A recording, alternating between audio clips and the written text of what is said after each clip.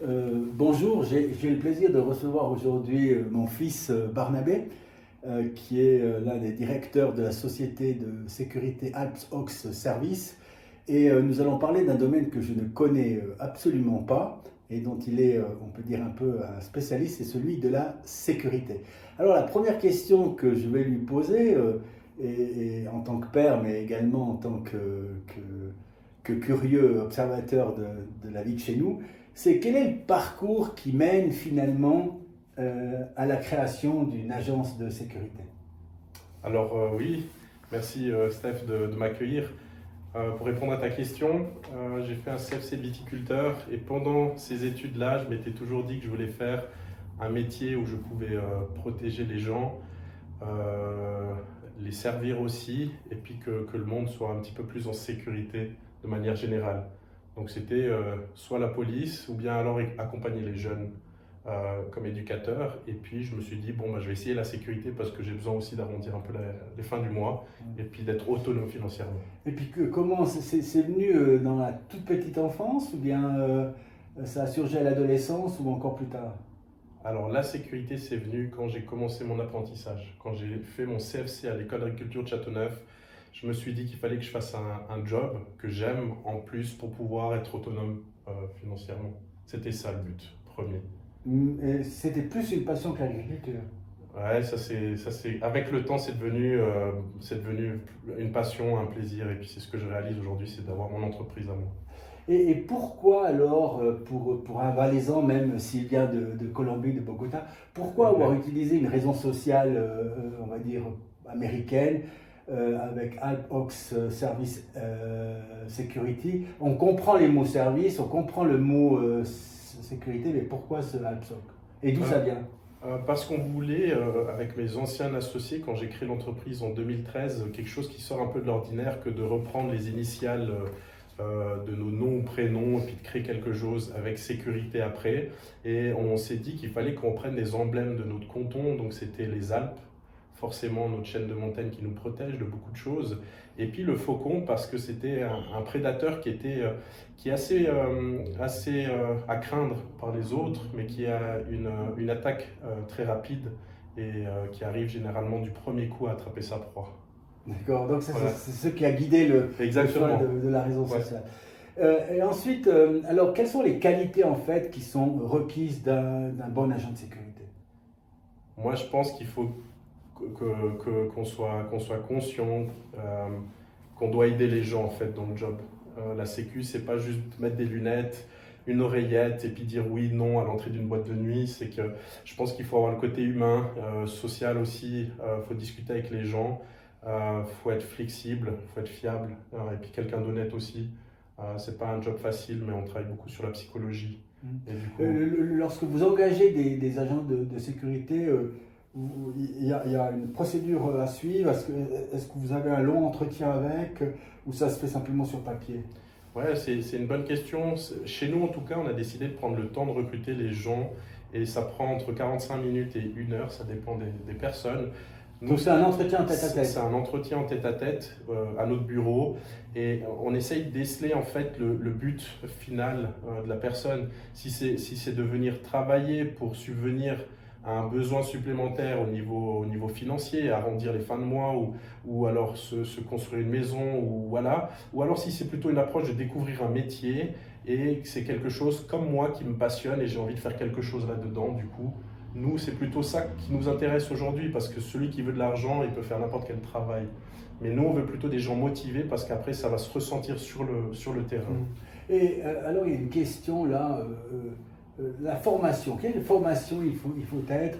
Si vous faites du recrutement là, pendant ce moment où on parle ensemble, qu'est-ce que vous diriez qu'il faut comme formation idéale?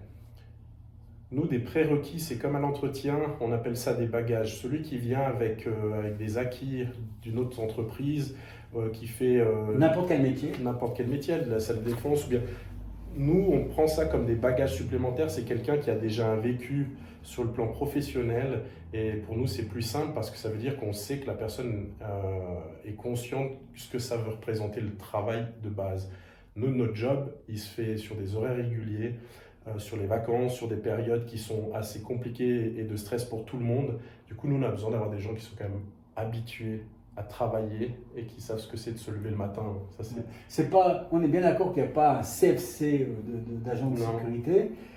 Et puis pour diriger alors une entreprise de sécurité, est-ce qu'il faut un cursus supplémentaire ou des conditions ou Non, à mon avis, ça tient que mon avis personnel. Je pense que quelqu'un qui vient ou qui tape à la porte d'une entreprise de sécurité, il faut voir un petit peu déjà ce que c'est sa motivation personnelle.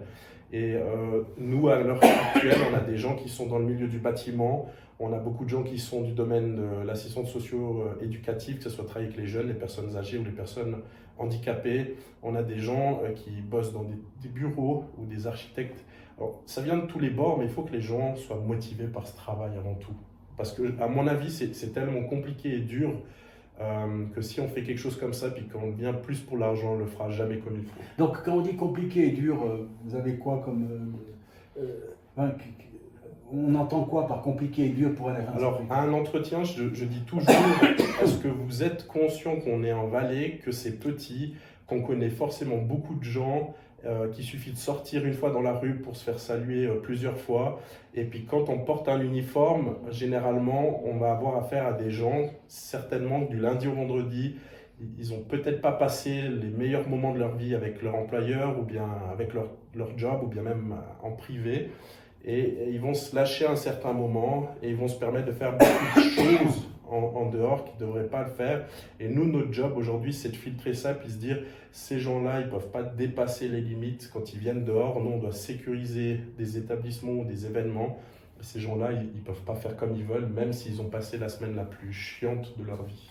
Puis là, rapidement énoncé, parce que je rappelle également qu'il ne connaît pas du tout les questions que j'ai préparées. C'est un métier que je ne connais pas, mais il y a une question que je ne t'ai jamais posée, je crois. C'est ton meilleur souvenir comme agent de sécurité. Si comme ça vient en flash, le meilleur moment, où tu t'es dit, tiens, ça vaut la peine et j'ai servi à quelque chose et j'ai fait ce que j'aimais. À mon avis, avec les expériences que j'ai pu avoir quand j'étais plus jeune, j'étais pas le plus jeune adolescent, le plus sympathique. J'en mettais quand même beaucoup la justice. J'en ai jamais eu affaire avec, mais j'aimais bien chercher deux, trois petits problèmes, des soucis. Et c'est vrai qu'un jour, je me suis retrouvé c'est une anecdote, plutôt avec des gens en face de moi de l'autorité au niveau police qui m'ont reconnu et qui étaient simplement fiers de me voir en face à une position un petit peu plus haute en tant que directeur d'entreprise et puis que j'avais plutôt changé de bord. Et là, je me suis dit, c'est cool, il y a des gens qui me reconnaissent, mais qui oublient un petit peu ce qui s'est passé avant, et puis qui me reconnaissent sur le moment, puis qui me souhaitent la bienvenue en me tendant la main. D'accord. Et ça, je trouve que c'est super, parce que ça veut dire qu'on a fait un bon bout de chemin. D'accord. Et puis alors l'inverse, j'ai la question à l'opposé, le souvenir le moins agréable comme agent de sécurité. J'ai pas besoin de réfléchir trop loin. Je me suis fait mordre lors d'une édition d'un carnaval, et non seulement c'était hyper douloureux, mais psychologiquement c'était quand même dur parce que je me suis dit l'humain il passe un cran au-dessus. C'est parti de pas grand-chose et de se faire prendre à partie physiquement. Alors oralement c'est une chose, mais physiquement, et de savoir qu'on peut avoir des maladies, qu'on peut traîner ça durant toute une vie, ça a été quelque chose de hyper marquant. Et angoissant.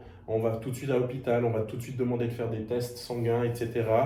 Et après, c'est la première fois qu'on tombe dans la spirale du dépôt de plainte, puis de rentrer dans comme je dis, cette spirale judiciaire où il faut aller faire des entretiens, des témoignages, faire venir des collègues, etc. Et c'est vrai que ça a pris du temps, ça marque. Et puis après, on prend des distances un peu plus grandes au niveau sécurité.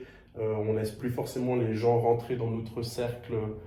Donc physiquement trop proche en fait. Trop proche, voilà, c'est ça. Et on prend des mesures comme ça parce que ça nous a marqué à un moment donné. Mais ça, c'est le moment le plus marquant à mon avis. Ouais, alors tu as fait référence à ce bon moment, le meilleur semble-t-il, où il y a un contact entre l'agent de sécurité que tu étais devenu là et même le directeur d'une petite agence. C'est quoi le rapport qu'il y a alors dans le quotidien de l'activité entre un agent de sécurité ou un directeur d'agence de sécurité et la police? Ouais, c'est très bien parce que on est quand même sous leur directive. On appartient quand même à cette entité qui est la police. Il y a une commission sur les entreprises de sécurité qui délivre des autorisations d'exercer, mais aussi celle d'exploiter, celle que j'ai passée à la police cantonale. Elle me permet en fait de pouvoir exercer et puis de fonctionner, de faire gérer en fait une entreprise de sécurité. Moi, je vais pouvoir employer puis engager des gens qui vont pouvoir travailler pour l'entreprise sur le terrain. Et ce qui est important, ça c'est aussi durant les entretiens, on demande aux gens comment est-ce qu'ils s'entendent ou comment est-ce qu'ils voient l'autorité, la police, les pompiers, des samaritains, parce que nous on les appelle des partenaires et il faut que pour tous ceux qui viennent travailler chez nous, ça soit la même chose, ça soit des gens qui travaillent main dans la main avec nous et que si on est amené à avoir un moindre souci quelconque, on peut compter sur eux comme eux ils peuvent compter sur nous. Ça c'est hyper important. Donc là, il y a une réciprocité. De temps en temps, la police est bien contente de vous avoir, et puis inversement également, dans des situations, disons, troublées. Ouais. Disons que nous, on aura plus facilement le contact et le besoin de faire appel à leurs services que eux. Puisqu'il ne faut pas oublier qu'on est dans le domaine de la sécurité privée et que c'est quand même des fonctionnaires et c'est public.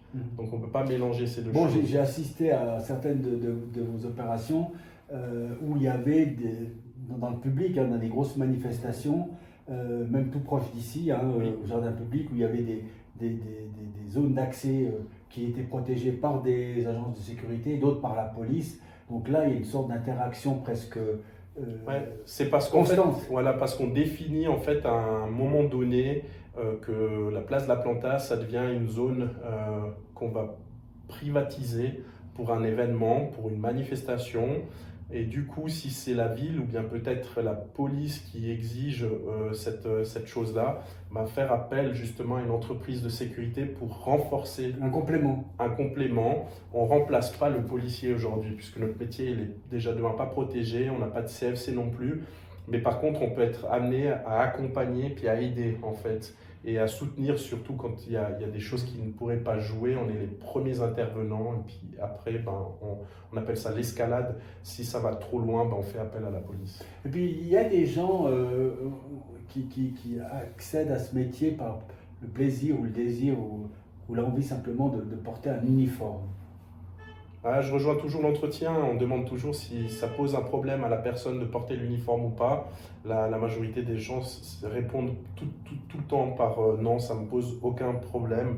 J'ai fait mon service militaire, j'ai été samaritain dans ma région, j'ai fait jeune sapeur-pompier. Donc c'est généralement des gens qui ont déjà porté l'uniforme, c'est des gens qui ont l'habitude et puis savent ce que ça veut représenter de porter la couleur ou l'entité d'une entreprise et puis de faire attention à ce qu'on fait. Alors justement là j'ai une question un peu particulière, si tu peux expliquer, on va dire, les outils à disposition, l'équipement on va dire de l'agent de sécurité, qui n'est naturellement pas le même que le policier, notamment au niveau de l'arme. Alors c'est là où peut-être que tu es un petit peu faux, c'est qu'aujourd'hui un agent de sécurité, au-delà de ses rangers, son pantalon de sécurité et puis de sa ceinture de charge, il a le droit de porter une arme à feu sur lui, mais elle doit être non visible, donc on ne peut pas la montrer à tout public. Et il a également le droit de porter un bâton télescopique, d'accord ?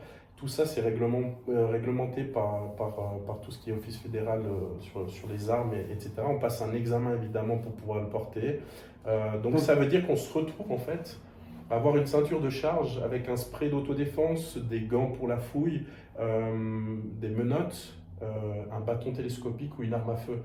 Est-ce qu'il y a des cours de formation interne qui sont organisés? Nous, on le fait. C'est quelque chose où on met... Avec de l'aide extérieure, bien. Toutes les formations qu'on fait aujourd'hui, c'est des intervenants qui viennent de l'extérieur. Nous, on veut des gens qui viennent pas forcément du métier, mais qui ont de l'expérience du terrain. Et ça veut dire qu'en fait, pour répondre à ta question, c'est qu'en fait, on a à peu près le même type d'outils de travail que la police, mais on ne reçoit pas forcément les mêmes formations. Mais on arrive à un niveau où on a aussi des gilets pare-balles, des gilets pare-coups parce que le monde évolue et puis que les risques ils changent aussi. Donc on a toute cette attirail à notre disposition. Évidemment que si on n'a pas besoin d'utiliser tout ça pour nous et pour nos agents, c'est parfait. Et là, j'ai une question sur la mixité. Est-ce qu'il y a du personnel féminin? Est-ce que l'activité qui est exercé par l'homme ou par la femme est identique? Nous, on a décidé dans l'entreprise que les femmes, elles avaient autant leur place que les hommes. La seule chose, c'est que c'est clair que physiquement, il faut être conscient que la masse musculaire d'un homme ou d'une femme, c'est pas forcément la même chose. Mais au niveau de la tête et puis de l'état d'esprit, c'est ça qu'on recherche, c'est qu'il faut avoir la tête sur les épaules. Il faut pouvoir maîtriser pas uniquement son bras ou son pied, mais être capable de maîtriser tout son corps et puis de se dire qu'à un moment donné, ben, si on doit se défendre, il faut être capable et puis il faut réussir à se défendre et puis qu'on ne va pas réagir sur l'état de la folie et faire des choses et déraper et puis aller dans l'excès. Ça, nous, on ne veut pas aujourd'hui. Et puis la femme, à mon avis, elle est quand même capable d'une certaine manière de faire de la désescalade quand il faut parler avec des gens parce que l'approche d'un homme vis-à-vis d'un homme, c'est toujours le combat des coqs. Et quand on a une femme qui vient, des fois ça peut un peu plus amadouer la personne et puis ça peut peut-être un petit peu plus désamorcer la situation. Mais chez nous, en tout cas, les femmes, elles ont autant leur place que les hommes, c'est clair. Et puis alors, j'en viens au type de manifestations, les exemples que vous avez couverts de manifestations passées et peut-être à venir sur les projets. C'est quoi? Je sais par exemple que, parce que j'avais été voir, comment il s'appelle, ce cher homme qui vient de ressortir un disque ces jours-ci, Patrick Bruel, le Tohubohu. Au Tohubohu. Alors voilà. Alors le Tohubohu, c'est une de ces manifestations. C'est une de ces manifestations qu'on encadre avec un concept de sécurité. On travaille évidemment main dans la main avec chaque comité pour créer quelque chose qui doit fonctionner et puis qui doit être mis sur pied avec plein de partenaires différents. On n'est pas uniquement dans l'événementiel mais culturel, on est aussi dans le côté sportif. On peut encadrer des manifestations sportives avec des matchs de foot. Mais par exemple, au Tohubohu, il y a des préparations préalables. L'idée, c'est de faire des séances de briefing avec le comité, avec la commune, avec la police communale aussi, puis si c'est nécessaire, la police cantonale. L'idée, c'est de présenter le concept, que tout le monde sache de quoi on parle le jour J, que si aujourd'hui on a un problème qui est lié à un état de santé de quelqu'un qui ne va pas bien, où est-ce que l'ambulance va accéder, par quelle route, par quel chemin, s'il y a des débordements, comment est-ce qu'on va évacuer les gens, s'il y a un mouvement de foule, etc. Donc c'est assez gros quand même, tout ce qu'on peut développer, mais c'est important de se mettre tous autour d'une table et de pouvoir discuter, puis dire voilà, maintenant on fait comme ça s'il se passe quelque chose. Ça, c'est l'idée pour nous. Et alors, par exemple, il y a des grosses manifestations à venir pour nous, c'est la charge.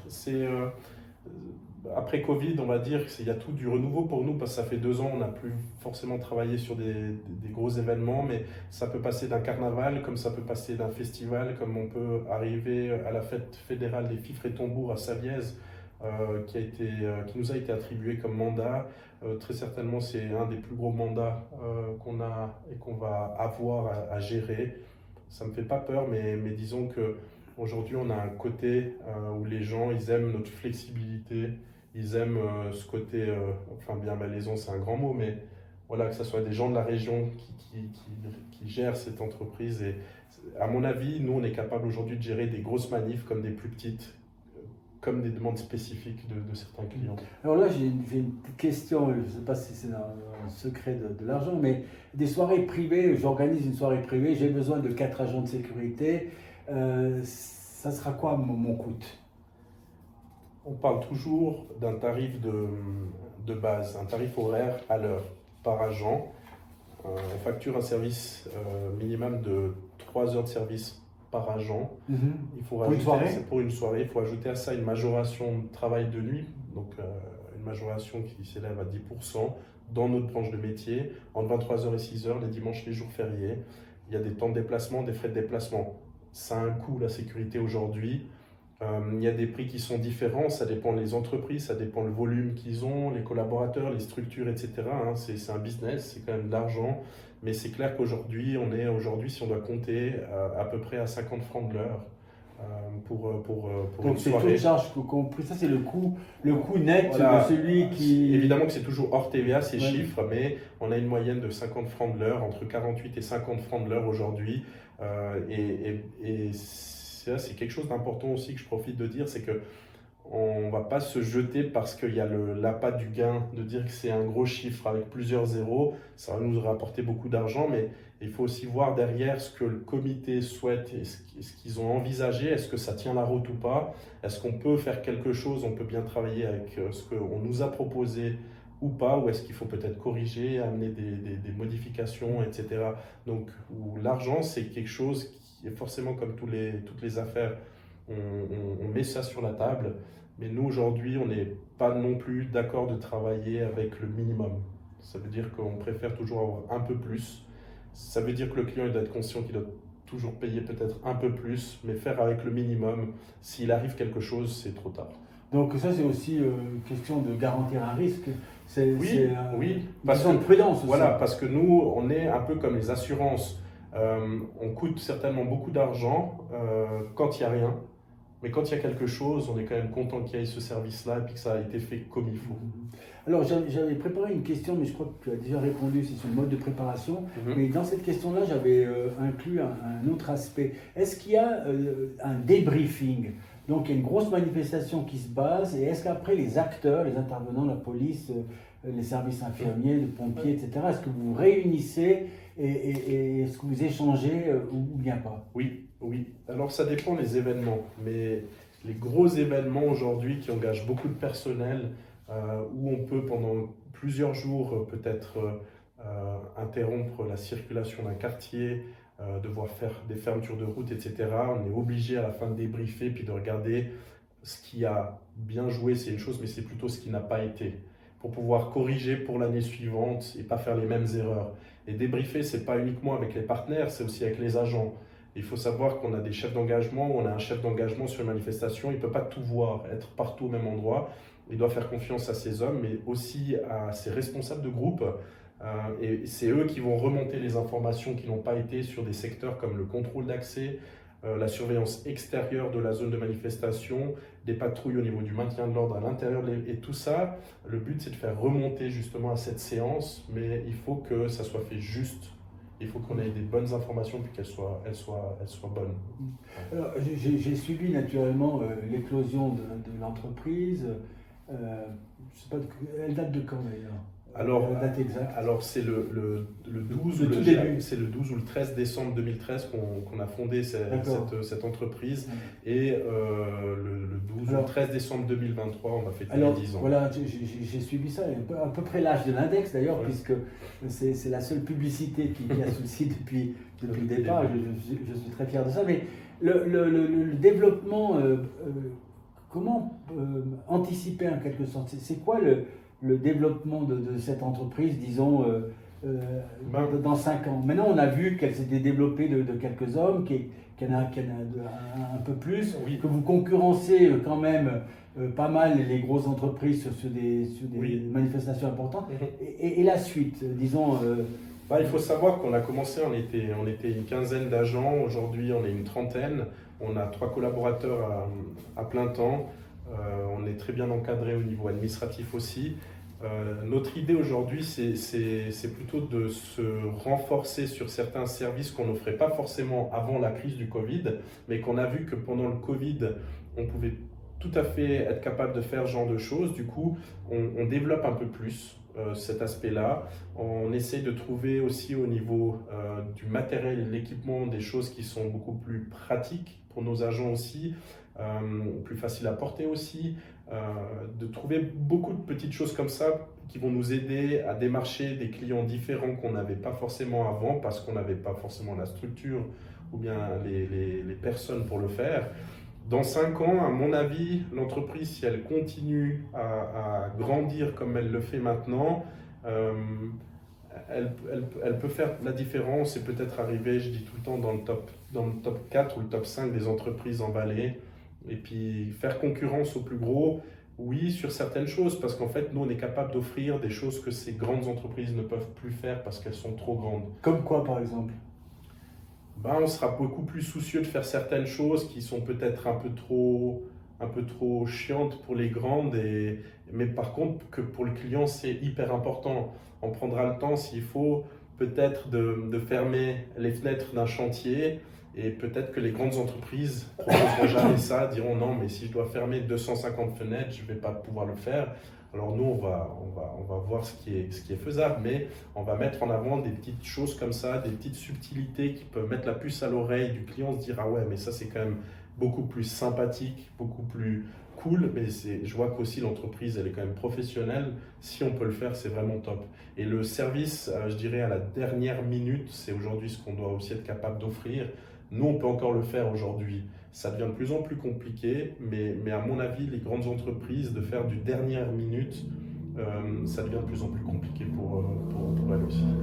Alors, j'ai demandé à ta sœur Jade de poser une question un peu compliquée. Je ne sais pas si je vais la formuler correctement, mais son idée, c'était de te demander si ce métier d'agent de sécurité, ça a quelque chose lié profondément en toi avec ton rapport à la violence. Je développe même cette question, ça me vient là un peu intuitivement, lorsque, avec ta maman, nous t'avons adopté avec tes sœurs et frères, on était dans ce milieu à Bogota où les gens, et on t'a raconté ça petit, où les gens se déplaçaient en taxi avec des armes, etc. Et où c'était un moment de grande violence en Colombie. Et est-ce que tu penses que ça a pu jouer dans ce choix de métier et que ça a pu avoir une influence après sur ton rapport et ta maîtrise de la violence? Moi, je pense que non, parce que j'étais beaucoup trop petit déjà de 1. Et de prendre conscience de par où de mes origines de base, et de comprendre que d'où je venais, c'était un endroit dangereux à un certain niveau qu'en Suisse, on ne peut pas se rendre compte. Non, je pense que c'est surtout qu'en fait, il y a un moment donné dans ma vie de petit garçon, je me suis dit, moi j'ai envie de porter un uniforme, j'ai envie d'aider les gens, j'ai envie de peut-être faire un petit peu de self-défense. Donc l'envie de l'uniforme, ça a joué aussi. Ouais, l'uniforme, mais à mon avis, c'est la personne. Quand on voit quelqu'un dans la rue avec un uniforme, que ce soit un policier ou un pompier ou un ambulancier, avant la sécu évidemment, il y a beaucoup de respect en fait. Et du coup, moi, j'avais envie de me dire, j'ai aussi envie d'être là-dedans. Et évidemment, comme tous les petits-enfants, de pouvoir allumer le pimpon et puis de dire, c'est cool, je suis en intervention. Mais par-dessus tout, à mon avis, c'est plutôt parce qu'il y a un moment donné où je me suis dit, j'ai envie de rendre service aux gens. Et de quelle manière je peux le faire? Et puis, d'être jeune et puis de commencer à un endroit. Forcément, c'était soit militaire, la carrière militaire. Alors, c'était de faire la découverte de ce métier qui était la sécurité. Oui, d'ailleurs, j'ai une anecdote à raconter, puisque avant de commencer cette interview, donc il y a quelques minutes, nous nous sommes arrêtés avec un assistant de sécurité publique, de sécurité publique que j'ai d'ailleurs invité à venir ici. Oui. On va voir s'il va s'entendre avec ses supérieurs qui voient peut-être une partie de l'émission. Ouais. Enfin, il s'appelle Paolo, hein. Et donc on a eu une conversation qui est très intéressante. Et là, alors, ce que j'ai ressenti aussi, c'est d'abord une très proche affinité entre des fonctions qui sont différentes, mais aussi quelque chose, c'est que peut-être on n'a pas, nous qui passons dans la rue comme ça, sans regarder, il y a une sorte de plaisir d'aider les gens. Et il le dit, même s'il a des fonctions, des fois de mettre des amendes, etc., mais il a cette fonction d'aide qui a fait qu'il a changé de voie professionnelle aussi, et assez tardivement. Et ça, c'est quelque chose qui est assez marqué dans plusieurs des agents de sécurité qui travaillent pour Alps Ox Sécurité aussi. Oui, et puis à mon avis, c'est comme j'ai dit tout au début, quand on regarde un petit peu les qualités qu'il faut pour devenir agent de sécurité, on demande quand même à la personne si elle est consciente qu'il faut pouvoir être capable d'aider, de renseigner les gens, de pouvoir parler, désamorcer des situations qui sont compliquées. Donc ça veut dire qu'on touche quand même à l'aspect psychologie des gens, au côté humain. Donc si aujourd'hui on veut faire un métier où on peut aider les gens, et puis qu'on a ce côté humain, qu'on a ce côté où on peut désamorcer, discuter, essayer d'anticiper les choses, etc. Je pense que porter un uniforme, ça peut être quelque chose d'intéressant, comme ça peut être le job d'un éducateur pour les jeunes en difficulté, comme ça peut être le job de quelqu'un qui est à l'hôpital et qui doit sauver des vies. Je pense que si on met sa personne à disposition de quelqu'un pour l'aider, etc., forcément, ça va être dans un de ces métiers-là. D'ailleurs, il nous a quittés sur ce mot, hein, il nous a dit ne jamais oublier l'humain. Hein, il a terminé, lorsqu'on s'éloignait dans des directions différentes, il a dit Barnabé, ne jamais oublier l'humain. Et c'est quelque chose qui est assez marquant. Oui, c'est juste. Alors là, je change complètement de sujet, puisque la dernière question, elle est toujours la même. et c'est la seule qui est connue de mes invités. C'est les 3 livres qui t'ont marqué ou disons que tu aimerais partager aujourd'hui avec ceux qui nous écoutent.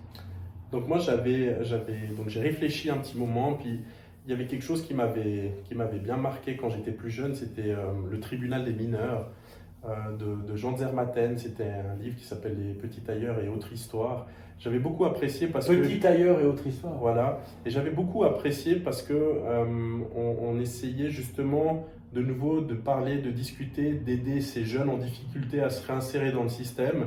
Et il le faisait d'une manière qui était hyper humaine.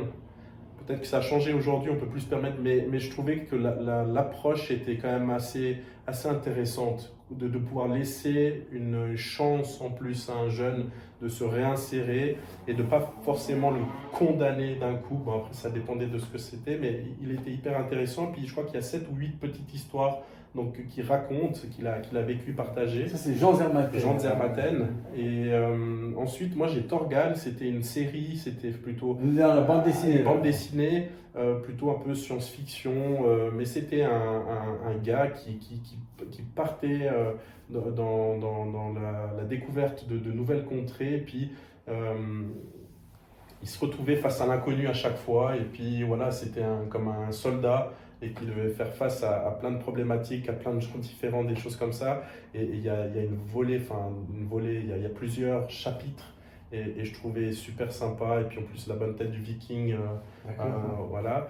Et puis après, il y a quand même les Tintins parce que je pense c'est plus jeune, mais parce que c'est de nouveau aussi l'aventure. C'est aussi plein de chapitres différents et puis on va à la découverte du monde. Et puis moi, c'est quelque chose que j'aime beaucoup. C'est autant je pars découvrir de nouvelles contrées, mais j'aime aussi découvrir plein de nouvelles choses. Et ça, c'est aussi la base de mon métier, c'est que je pars dans l'inconnu.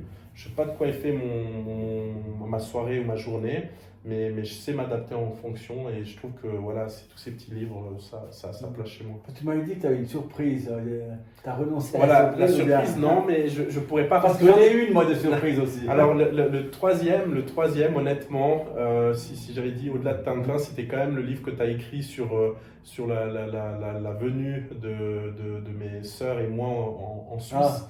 Donc, je ne sais plus comment il s'appelle. Colombia. Voilà, ouais. Ce livre que je relis de temps en temps et que je trouve cool et puis que je voudrais retrouver pour le donner à Julian, pour lui montrer quelques photos. Et ça, c'est plutôt personnel, mais ça fait partie de mon histoire. On va retrouver, je crois qu'il m'en reste 9 exemplaires, voilà. J'avais trouvé. Mais tu avais reçu, tu as dû le perdre. C'est sûr que j'ai reçu. Ouais. Alors moi, j'ai une question finale un peu surprenante aussi. Avec ta position aujourd'hui, donc tu as 30 ans, tu as un petit enfant, etc. Et tu te revois à 4 ans, qu'est-ce que tu dirais à l'enfant de 4 ans qui délibérément avec un caillou a été volontairement griffé la voiture de son papa, ce que tu m'as fait à l'époque à Vercorin. Ça, c'est un acte, on va dire, contre l'autorité, c'est un acte de vandalisme. Ouais, mais... Voilà.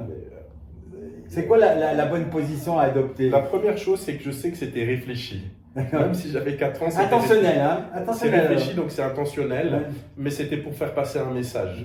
Et le message, je pense qu'il a été reçu. On a dû m'apprendre peut-être à le faire d'une autre manière pour faire passer un message. Puis aujourd'hui, je me dis que le petit garçon que j'étais avant, si je le vois en face de moi, je dis fonce. Cette belle phrase qu'on peut dire, crois en tes rêves. Lâche pas, tu viens d'un autre pays, d'un autre continent, on est venu te chercher avec tes sœurs, on te pose ici en Valais avec une famille que tu vas apprendre à découvrir. Franchement, change pas, mais fonce. C'est mon avis. Et c'est ce alors Barnabé, je termine toujours en disant merci pour ce moment. Merci à toi Stéphane.